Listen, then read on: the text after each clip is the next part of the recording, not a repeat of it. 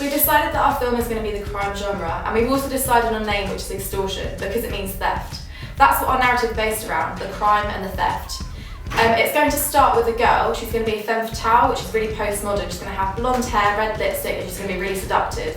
She goes into a bar and meets this guy who she knows who has a lot of money. So therefore that's why she's after him, because all she wants is the money and possessions from him.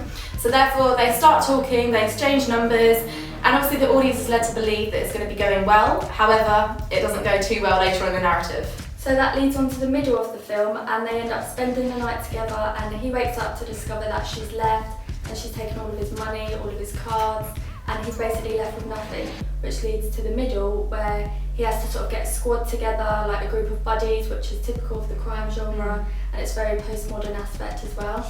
And so then that leads on to the ending, which has sort of a little bit of a plot twist, because you think that the girl is going to be the good character in the beginning, getting picked up sort of by a man, but then it flips around and it turns out that she is the bad one.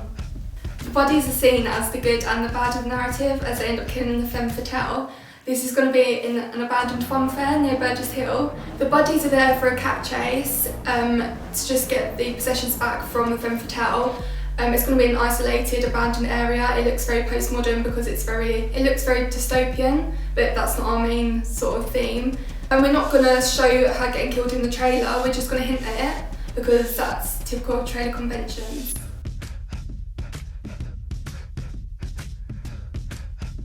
In terms of props, we're using a gun because it's very much obviously crime genre, and as well it links to the age rating of our film, which is going to be a 15, and so it involves a lot of violence. And our second prop is going to be money, and which really does glamorise this sort of crime genre. It's implying that you get good things out of crime, which not necessarily you might not in real life.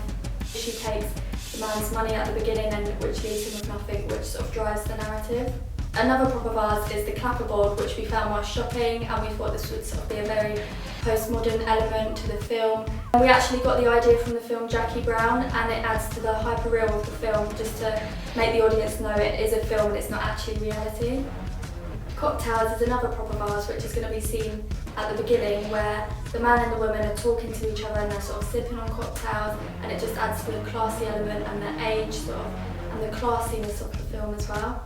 And a final prop of ours is cigarettes, and we plan to have the femme fatale sort of in one of the shots blow the smoke into the camera, and it sort of just goes with the whole 60s theme.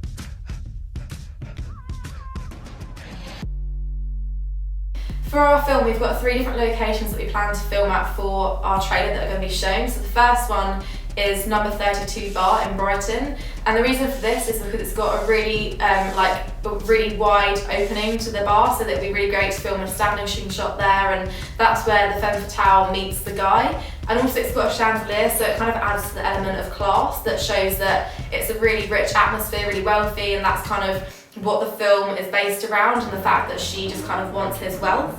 And the second location that we're going to be filming at is the Grand Hotel, which is where the femme fatale and the guy spend the night together. And that's also where the crime is first going to take place, when she steals all of his possessions and his cards and his money. The third and final location that we're going to film at is at Wivelsfield Green, which is near Burgess Hill. It's going to be in the woodland area because it's basically now a junkyard where there's old dodgems, old bumper cars and old funfair, like just random old bits of junk, and it looks kind of dystopian. Even though that's not our theme, it's going to be kind of interlinking the whole hyper-reality, and the fact that we're also going to be using like smoke bombs as well, and like fans and wind machines kind of add to the element of postmodernism, so that so the audience is aware that it is a film. And also that's going to be where the femme fatale gets shot, to kind of make it seem really gritty and crime, really British crime. Even though those are our 3 set locations to film out for the trailer, we might also film some additional shots in Brighton, not necessarily on the pier, but mainly like the gritty lanes, kind of like to add to the British crime genre element.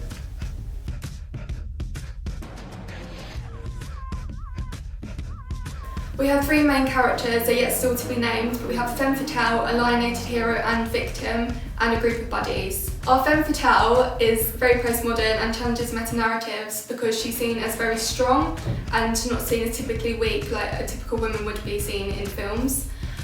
She's had a bad upbringing, as she had a car crash when she was younger with her family, and she actually saw the deaths of her parents, and she's just fitted into the wrong groups of society, which is why she thinks crime's okay. Our femme fatale stalks our alienated hero through social media such as Facebook, as you will see this through the trailer, through pictures and looking through his Facebook, Twitter and things like that. Our alienated hero is from a very wealthy background. That's why our femme fatale wants him, because he's got so much money, and money is our main theme in our crime trailer.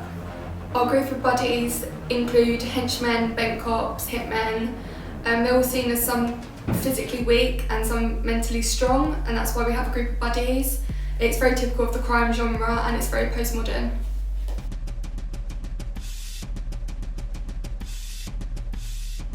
Femme fatale is a teddy girl and our alienated hero is a teddy boy, and this links to costume. So the costume, as Chloe said, because there's teddy boy and teddy girl, it's set in the 60s. And the reason we chose this is because it's really easy for the audience to identify that it will be the 60s through the costume. Whereas sometimes with modern day films, it can be quite hard to pinpoint what era it's from, what genre it is, just because of their costume. Whereas if we really stick to the 60s theme and show this through costume, it'll be really easy for them to identify that. So the girl is going to be wearing like a bandana, red lipstick, she's going to have blonde hair, like checkered clothes and loafers, whereas Teddy Guy is going to be wearing like checkered suits, to be really in keeping with the 60s theme and to really identify and show this, whereas the buddies are going to be kind of just wearing suits. Whereas they think they're really strong and smart, they're actually kind of really weak, which is a really like typical element of postmodernism because the buddies is postmodern.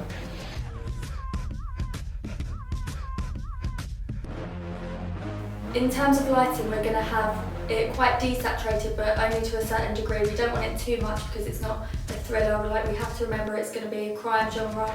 And also we're going to have, because of the 60s, sort of quite vibrant clothes, like vibrant lipstick, and it does sort of contradict each other, the desaturation and vibrant colours, which again goes with the postmodern theme. The desaturation links to the fact that it's going to be gritty crime and sort of the sort of gritty areas that the film's going to be set in.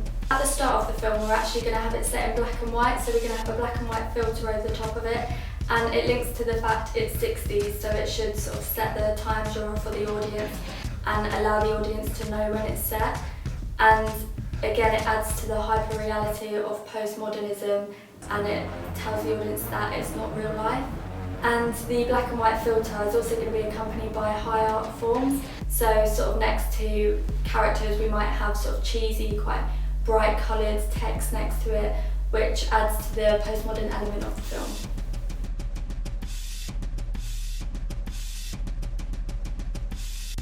Ultimately, what makes our film postmodern is things like clapperboards, black and white features, high art styles. The clapperboard is intertextuality from Jackie Brown, so that's a very postmodern element, and our group of buddies as well.